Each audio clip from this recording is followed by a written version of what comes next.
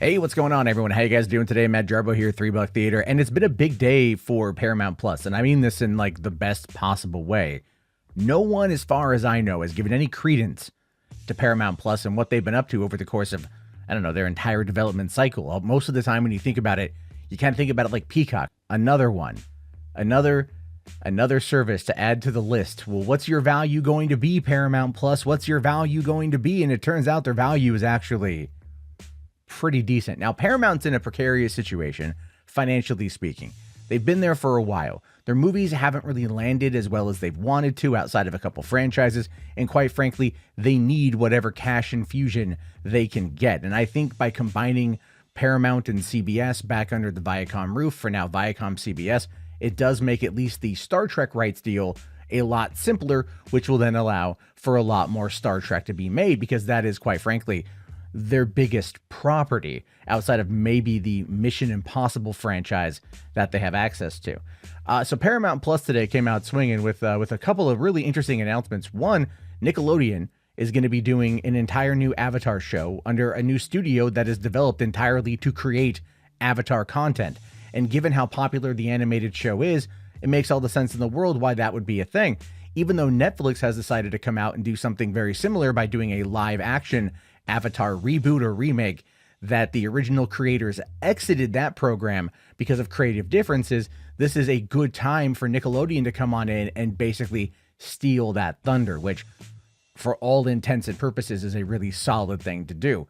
You've also got the new Paranormal Activity movie that's being made, a new Pet Semetary movie that's being made, and a new Beavis and Butthead movie that is being made. For me personally, hell yeah. That's what I'm into. That's what I want. I'm a huge Beavis and Butthead fan.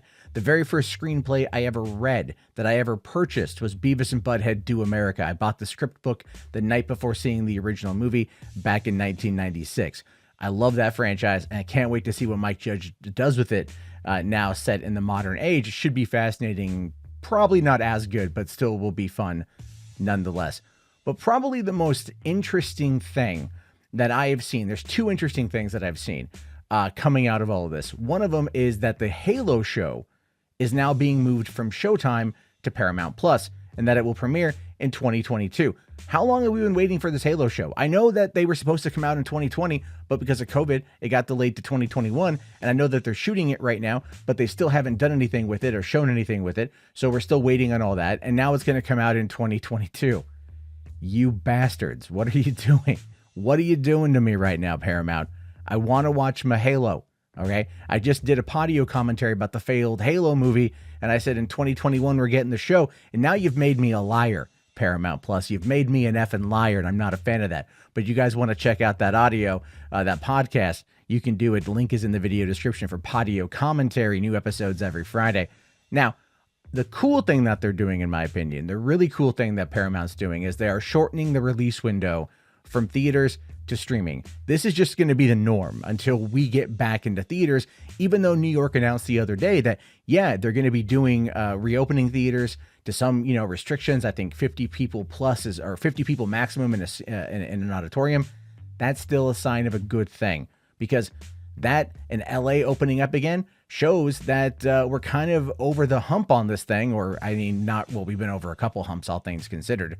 But with the 20 million new vaccines promised by late March by Johnson & Johnson, the fact that 1.7 million people are being vaccinated roughly every single day, we are getting there with this thing here in this country at least. And so that, of course, is a very good thing. But movies like Mission Impossible 7 and Quiet Place 2 and Top Gun, those are all going to be coming out to theaters this year, but they're only going to be in theaters for 45 days before making their way over to Paramount Plus.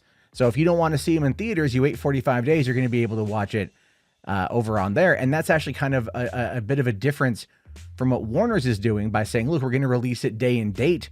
30 days you get access to it. Then it goes bye-bye. They're creating kind of a fear of missing out, a FOMO approach to this, where Paramount Plus is more or less playing the hold on for dear life sort of thing, where they're going to put it in theaters, but then you can hold on and it will come out to your streaming service in a month and a half, which all things considered is not that long of a time. And independent films, and this is only for like the big name films, independent films are what they're going to be doing, or like not independent, but like lower budgeted movies are going to end up having only a 30-day window from theatrical to streaming on Paramount Plus. Now, Paramount did something really good back in the day with Paramount Vantage, which was their micro budget production studio. They've since closed it down, I think, but they should really bring it back now with Paramount Plus and focus on making a ton of new content strictly for that platform. I don't know about you, but like that's the kind of shit that I want to see. So hopefully we're going to get to see it coming down the pipeline. I felt Paramount Vantage did a very good job with a lot of stuff back in the mid 2000s. Would love to see them go back down that path once again. But look, I'm not going to lie. I think Paramount Plus has got some value to it. You know, it's got some value to it. They're going to be dropping their massive library, the Transformers movies. Expect a ton of Transformers content coming to HBO or coming to Paramount Plus, not HBO, but coming to Paramount Plus. We're going to see a bunch of content coming in. So they're going to be IP mining just like everyone else is IP mining, and they've got a decent library. But it also means a lot of your favorite comedies from the 90s and a lot of your favorite movies from the 80s and 90s and 2000s that were Paramount are going to be coming on there. And that's going to be something to check out if you're looking for a backlog. It all really depends on their price. I don't know if they've announced it yet. I haven't seen it. But if it's a manageable price, if it's a meaningful enough price, I think people might dive on that stuff. And this is where kind of, and that's also going to be including CBS now. I forgot CBS is folding into that one. So if you've already typed your comment like, well, CBS All Access Paramount, you know, I think it's merging in, right? I think so. That makes the most sense. So yeah, there's actually a decent offering there with all of the, with Paramount Plus. CBS All Access was a bit of a failed experiment, if you want my honest opinion. Merging it in with this larger thing is going to be better. And I think now they're on the right track to start maybe taking on Netflix and Disney. Maybe not so much Peacock or, you know, or any of the other ones out there, because Peacock hasn't really hit its stride just yet, in my opinion. Like, oh, it has The Office, but all things considered, like, you know, I don't know. I've already seen The Office. I own The Office. I can watch it again. But anyway, curious to know your guys' thoughts on this one. Let me know down in the comment section. I'll talk to you guys later. Have yourself a great day, and peace out.